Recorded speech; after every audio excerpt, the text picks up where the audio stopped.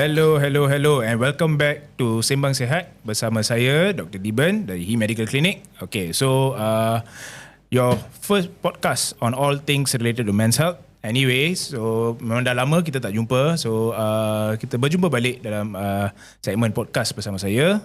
Dan hari ini saya ada membawa seorang guest. Saya rasa kalau dah tengok lesung batu ni dah boleh agak lah siapa. So another men's health practitioner who's been in the field untuk jangka masa yang lama juga. So alright.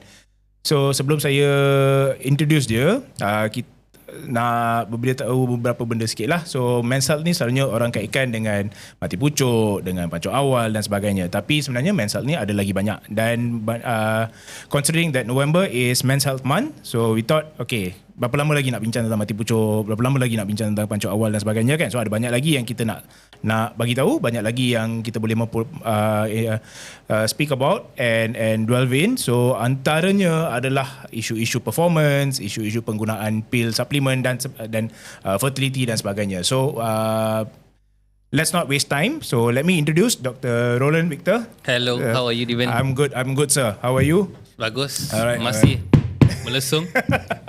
Alright, so anyway, thank you for coming in and we'll to discuss more on men's health, especially on men's health month this November. Betul, alright, betul, fine. betul. So I think memang kita dah banyak bincang tentang mati pucuk dan sebagainya lah kan. So orang semua dah tahu okay, mati pucuk tu apa, risiko apa semua. Tapi yang banyak yang orang tak tahu ni, men's health ni lebih kepada, ada juga bahagian fertility, ada juga bahagian performance, hormonal health, okay, psychological health dan sebagainya lah. Okay, so I think to start off with, okay, apa topik kita hari ni? Okay, so topik pertama yang saya nak bincang, yang kita boleh bincangkan hari ni lah. Okay, so kita akan ada beberapa topik topik, yes. So ini bukan, this the first part. Yes, this is only the first of many. So let's start off with the first topic. Okay, so basically I titled it this way lah: Steroids, supplements and shortcuts. Are men pushing their bodies too far? Okay. Adakah kita lebih kepada penggunaan steroid, suplemen dan sebagainya untuk support performance kita? Okay, so what do you think? I think kalau kita lihat dari segi penggunaan steroid, suplemen dan juga macam pelbagai jenis produk dan juga, memang lelaki hari ni, what I would define it like the old term, metrosexual. Okay.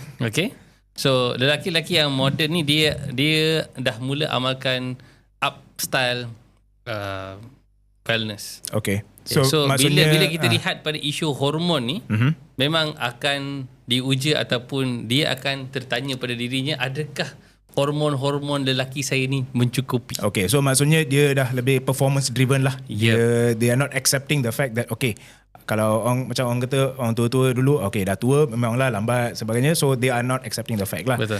Okay, so kalau tengok macam tu, do you think there is a big market for health, for muscle building supplements, steroid usage among men today? Is it a very big market? I think we have to look at it in a more ke arah yang positif. Okay. Whether the penggunaan ni berdasarkan pada keperluan, the need for them, and also dari segi macam hormon, penggunaan dia dari segi direction yang ternyata selamat.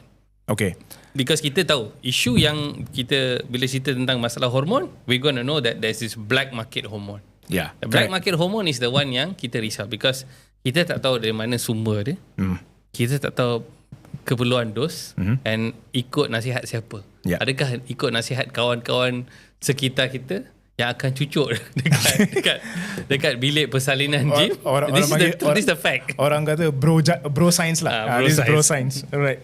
Okay, so of course penggunaan hormon and supplement ni, okay, dia either it will help you or it also has its risk factors lah. Yes. If you don't do it properly lah kan. Okay, so in your practice, what are the side effects or what are the negative impacts that you see dalam patient? If you're looking at usage of supplementation or hormones, I think it's dua benda berbeza. I think I'm going to start with hormones first. Okay. So sekiranya lelaki yang muda, they want to try hormones, we need to see, okay, what's the reason and purpose. Okay. That you cannot deny that certain industry or certain kind of sports use a lot of the synthetic hormones. Yeah. One, especially the bodybuilding field. Yeah. Okay. It's impossible to grow that fast. Yeah. Itu satu benda yang kita tahu. Kalau saya ataupun Dr. Deeban hari-hari pergi gym pun and tak ambil apa-apa barang, macam ni lah badan Macam kita. ni jugalah. Ni dah maximum potential. Tapi kalau ambil, wow, it's like you see the transformation like 6 months, 1 year, like how did you get jacked up that fast? Okay, so if I were to extrapolate that, kita tengok bodybuilders, kalau bandingkan lah bodybuilders in the 30s and 40s when it first started lah kan. 1930s 1930s. Okay, 1930s and 1940s when bodybuilding was gaining a lot of traction at that time. And compared to like people like Ronnie Coleman, for example, Arnold Schwarzenegger, when they were competing, there's a clear-cut difference. So would you say that these people actually used all the synthetic hormones and all that to achieve, or it's completely achievable, or is it achievable without supplementation? They would not want to admit it. They would not want to admit it. Exactly. They would not Unless we test their blood. So there is a possibility that There's a possibility there, of course. And in fact, like we wouldn't even know. Mungkin dalam even in the experimentative phase of the early 1900s, there was so much of scientific discovery also. Yeah, true. I'm pretty sure that chemists and all these biotech people who existed were extrapolating or experimenting on this. True. And True. and it it still was goes so on. hush. Yeah, and it still goes on up till today. You Yes. still have newer drugs coming in, improving, improving things lah. Correct. And then bila rujuk pada isu nutrition juga, we must understand that there's the knowledge yang pengetahuan kita ada tentang nutrition today is way higher than what we had 100 years ago. One, of course, they had better quality food, but they had lesser information. Yeah. We have good information, but poor less quality food. Exactly. So Actually, we do have good quality food. It's just that which is easier. The question of which is easier. So Accessible, yeah, which is easiest. more accessible. Exactly. So okay. So other than that, what about psychological issues in patients who yang terutamanya yang pakai hormone performance enhancing drugs, PEDs like that? A lot of psychosocial issues that we see. Is it driven by a psychosocial issue by itself? I think it can be both in both directions. One is there's also this body dysmorphic issue. Yeah. Orang lelaki yang mungkin muda yang baru lepas remaja, they feel like kenapa badan saya sangat kecil bandingkan dengan susuk badan orang Eropah ataupun African and everything, they are like so chisel and build, kita ni semua macam keding je. Okay, itu satu issue. And then we look into like excessive usage because they feel that I just want something very fast, nak cepat sangat. And more is never better lah. Correct. So mereka akan pergi cari sos untuk cucuk dan sebagainya, and mereka akan buat dengan seperti katakanlah bro science lah. Exactly, because Bro a lot science. of them when they use this, there's not much of research, there's not much of understanding. So tak faham macam mana benda ni akan berfungsi, tak faham kalau terlebih guna apa yang akan jadi. And I've seen a lot of patients yang crash testosterone crash and all that because of overusage, because of unscrupulous usage of testosterone. Because they like what they feel at the start. It's Exactly. so addictive. Exactly. And then they feel I want more.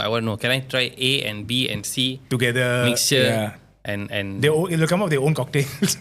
cocktail yang dahsyat.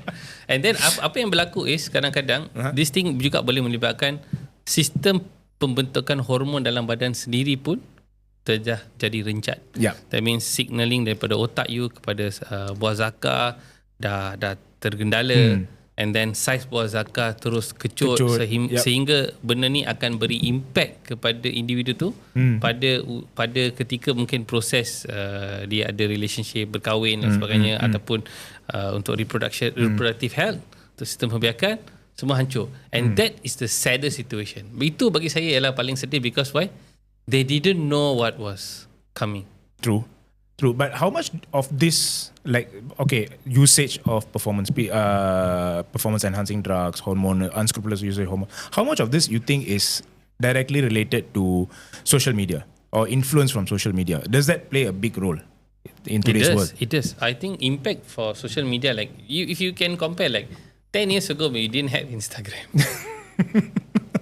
Instagram is the biggest so it's just influencer very now. visual. Yes, because see, exactly. if you describe and cerita to people tentang ni lah ni video, ni lah ni, inilah tu, they don't understand. True. But you understand that physical attraction of puffed up muscle. It same goes to female.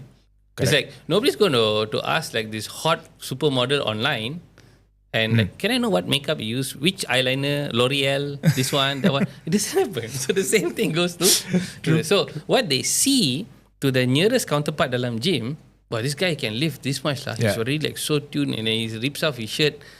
I want to be like that guy. I want to be that guy. What's the fastest way to be fastest way? Yeah. And then he said, "You want to know the secret? Yeah. Backdoor injections.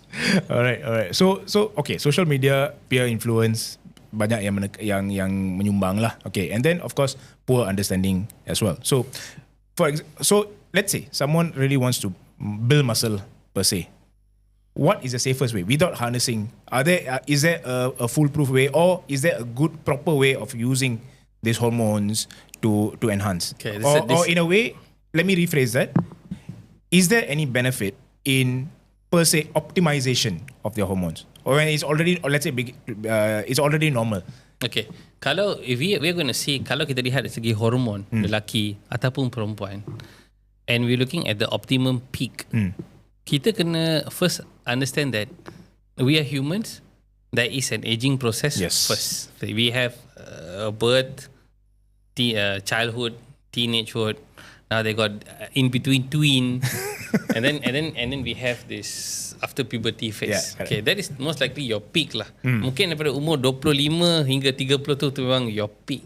You see it in athletics. Kita lihat dari segi player bola sepak, tengok performance. It's all 20s to 30s lah. Yes, we can see that, except for Ronaldo. Okay, so when you see that happening, then you realize that okay, of course, these hormones pun ada role play there.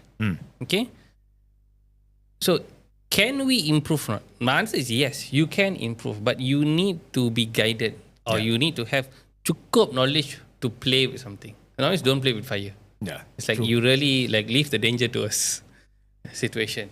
And another one more thing is keselamatan. Sometimes yes, setengah therapy dekat Malaysia, I personally feel hormone therapy is expensive because we don't have a competition in the market. We don't have products that can compete for a better price.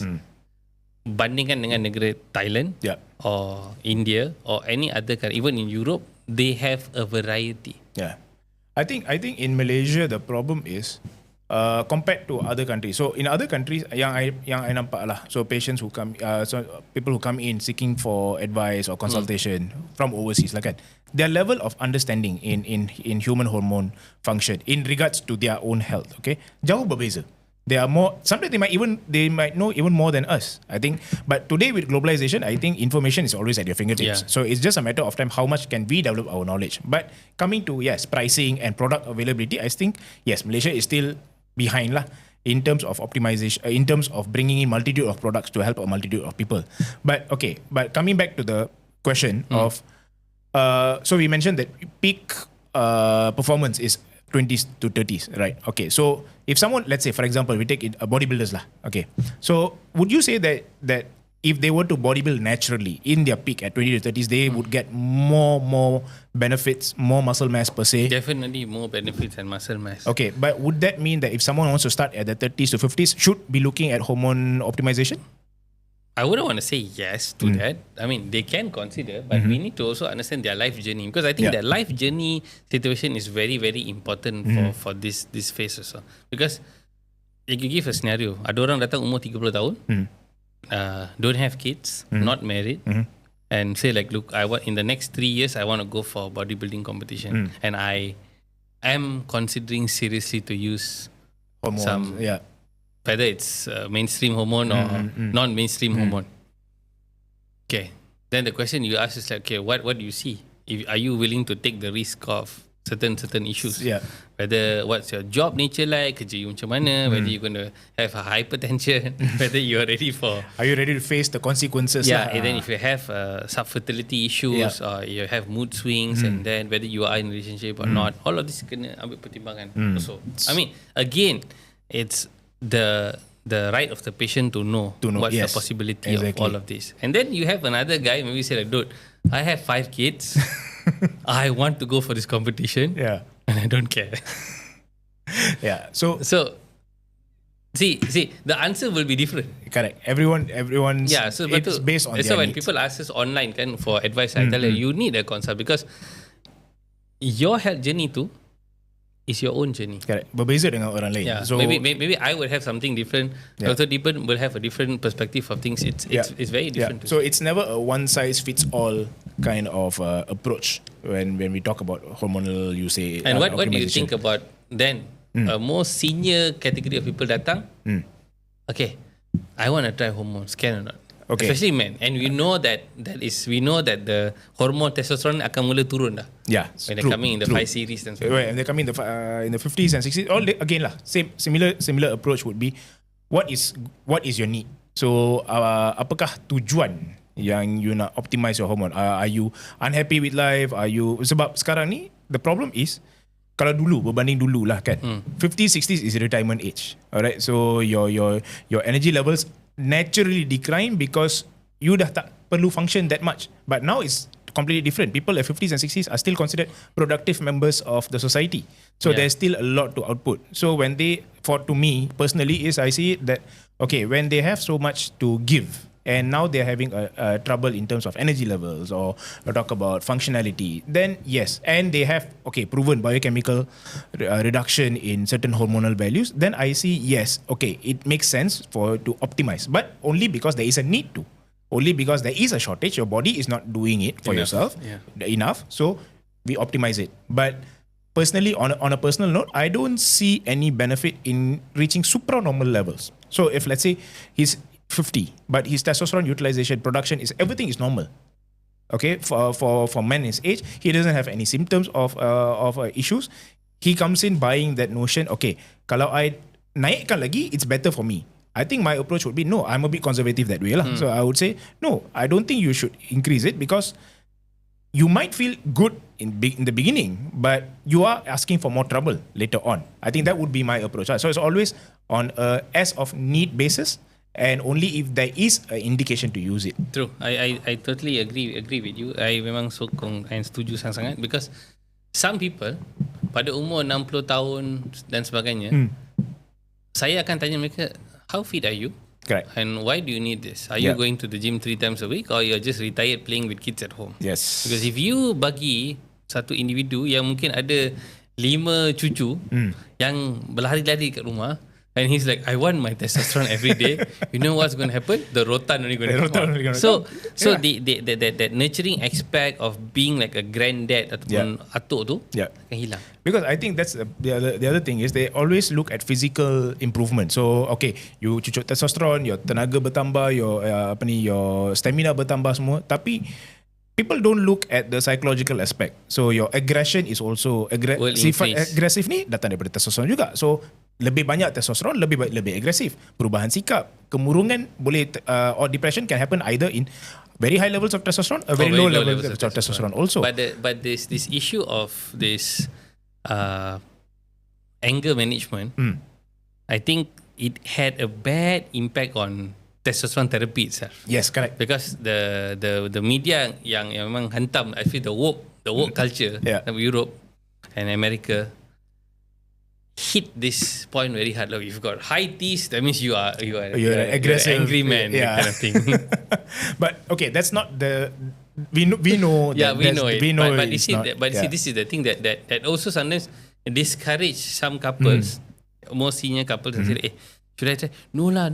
The wife might be objective. Like, I scared that you will be very. Angry. But if she's on a menopause position, if she gets cortisol up, no problem. Straight away, hormone replacement therapy.